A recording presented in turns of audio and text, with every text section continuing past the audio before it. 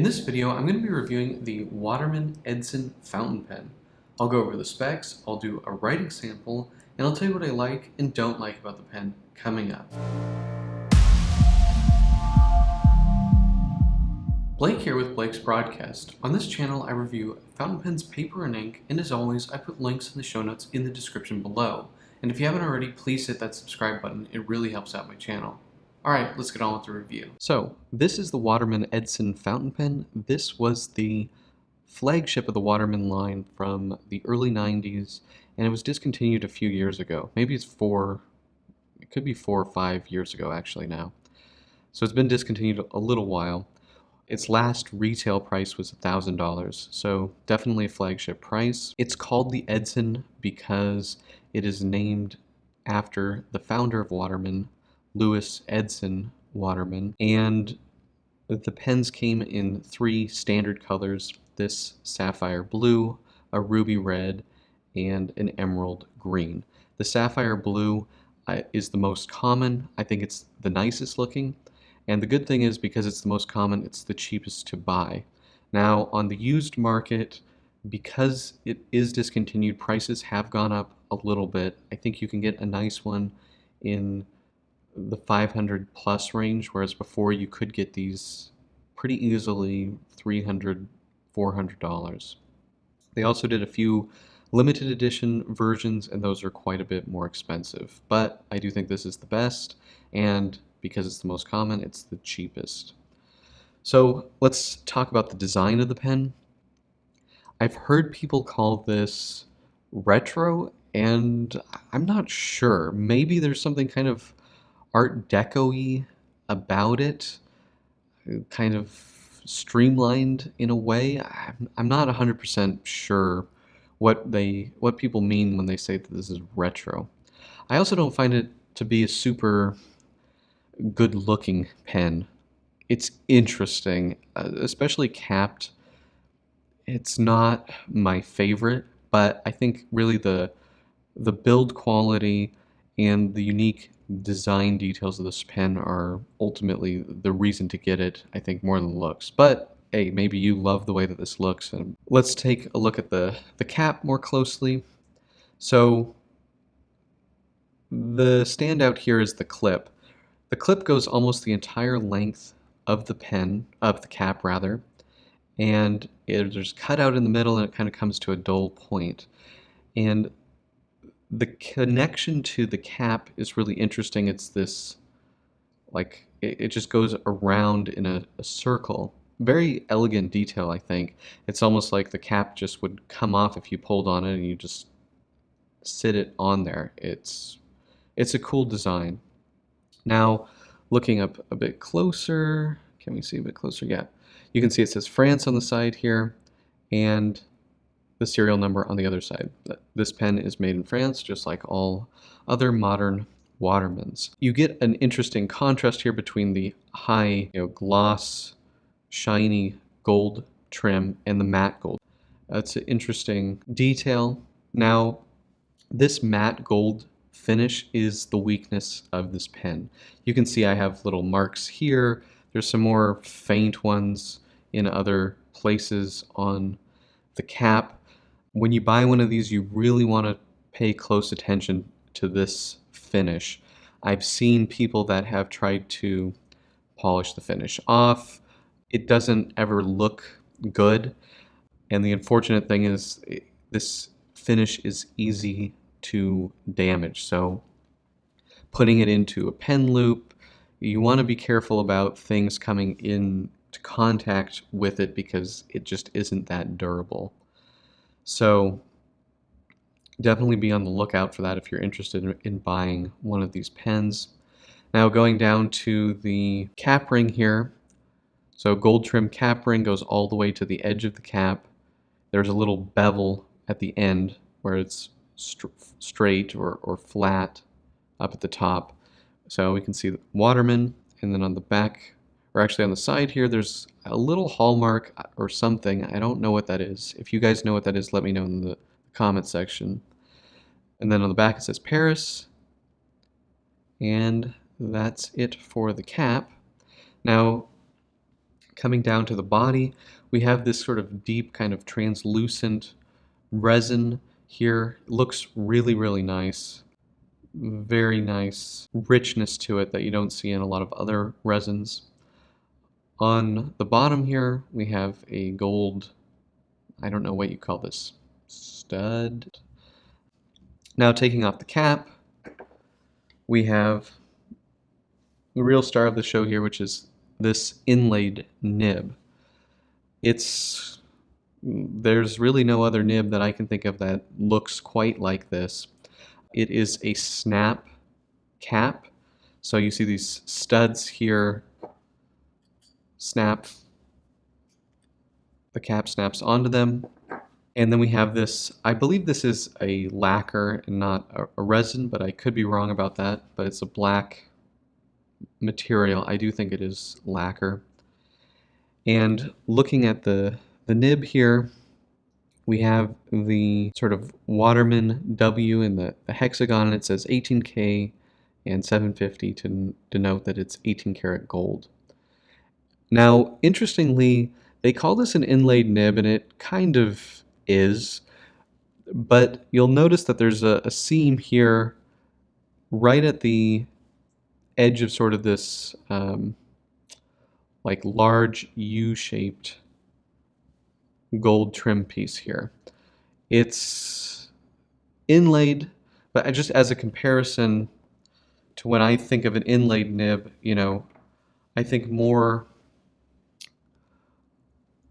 I would be more willing to call this Schaefer nib an inlaid nib, because really this 18 karat gold nib goes all the way into the grip section, whereas on the Waterman it stops right here.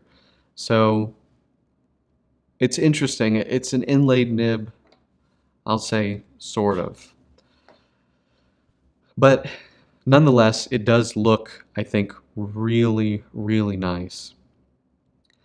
And again, we can see the mirror, basically, of that cap here on the grip section with the nib. So when you post it, it's really nice. This detail is mirrored here, and so notice how it wraps all the way around. Really, really cool, I think. They really put thought into designing this pen, and it does show. This is a special pen, and it's definitely, you know, it's definitely a flagship. Now, looking at the bottom here, we can see on the feed a little M, or at least I hope you can see that. Can you see a little M here? You might not be able to see it on camera. There's also a little hallmark right here on this gold band. Very nice looking feed. Really kind of integrates into the grip section, so you kind of have this nice continuous line. There's no break. Very, very nice. Now, unscrewing the pen, there is a gasket here, so sometimes this does squeak a little bit, or an O-ring. And this is a standard cartridge converter. I have a small Kaweco cartridge here. You can see it says MD and then, I don't know, another serial number. Now, one thing that's interesting with these pens is the converter. Normally, the converter is really boring, but the Waterman one, the Edson one is really nice. So if you have the sapphire blue, you get the blue one, you have the red pen, you get the red one, you have the green one, you get the green one. So they really went above and beyond, you know, the part that you don't normally see, the converter. They gave it gold trim, and they made the sort of ink window match the barrel of the pen. Really nice. And apart from that, it is just a normal Waterman converter. So it says Waterman and made in France on there. Just a nice detail that they thought to do that. Let's do some measurements. So looking at the length, we're looking at about 151 millimeters. Uncapped, this pen is about 132, 133. And then posted, this pen does post very nicely, as I showed earlier. You'll see So here we're looking at about 156, 157 posted. Very nice. Okay, now let's take a look at the grip section. So the grip section on this pen, you'll notice just tapers all the way down. Looking at about the gold ring where the sort of nib begins to start, we're looking at about 10. And then back up here, just above the studs, 12.6. And then in the middle point, looking at 11.8. So it's a very comfortable grip section, good width to it. Definitely not a skinny grip section. Okay, let's do the weight. Weight is 44 grams, and that's with a relatively full international short cartridge. That's a pretty heavy pen. There's a lot of metal in here. You have the metal cap, and the barrel is brass lined, so it's a heavy pen. No getting around that. Now, uncapped,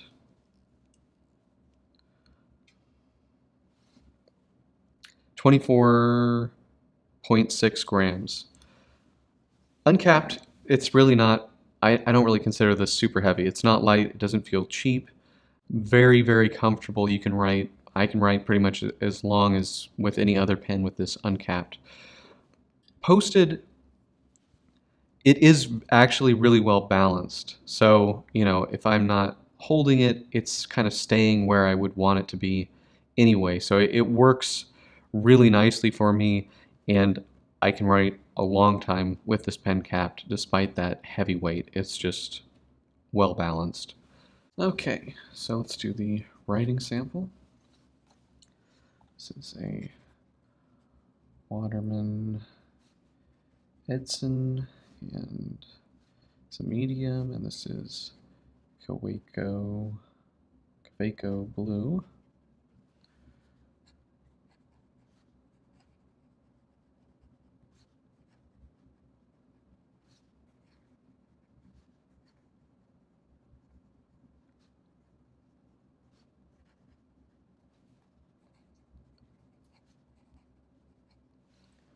Okay, and we can try some fast writing.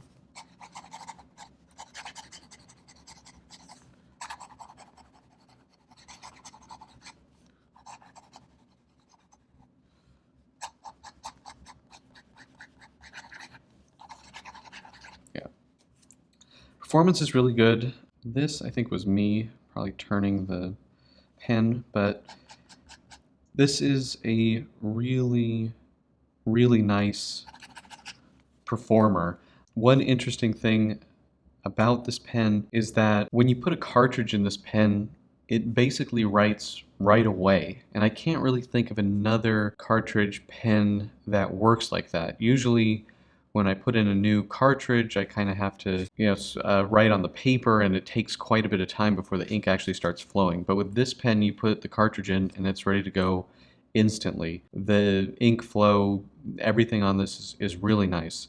This nib does have a bit of feedback, which is unusual for a Waterman nib, but I believe it is typical for the Edson nib. It's not an unpleasant feedback. I do like the way it feels, but if you like a super smooth nib, you probably won't like this pen. Now, in terms of reverse writing, it is able to do that pretty nicely, and it's relatively smooth. You do get a slight amount of line variation when you go from reverse to front. It's not bad. This is a nail like most modern Waterman nibs, so you won't really get any line variation by pushing on it. You can just see a tiny little bit there. It's really a nail. Okay, so what are my pros and cons for the Waterman Edson fountain pen? I think the biggest pro here is the build quality. It feels really nicely made, and it's been a very reliable writer for me. I think it's something that's sort of worthy of that flagship status. I also like the design. It's interesting, it's unique. I like this sort of translucent blue body. It looks really nice in combination with the yellow gold accents. I like that it is a friction fit cap or a snap cap. There's no threads, it just comes off really easily, and it secures with very good haptic and audio feedback. So very nice pen to use every day, I think. In terms of cons, well, I think the biggest con for me is this sort of matte gold material.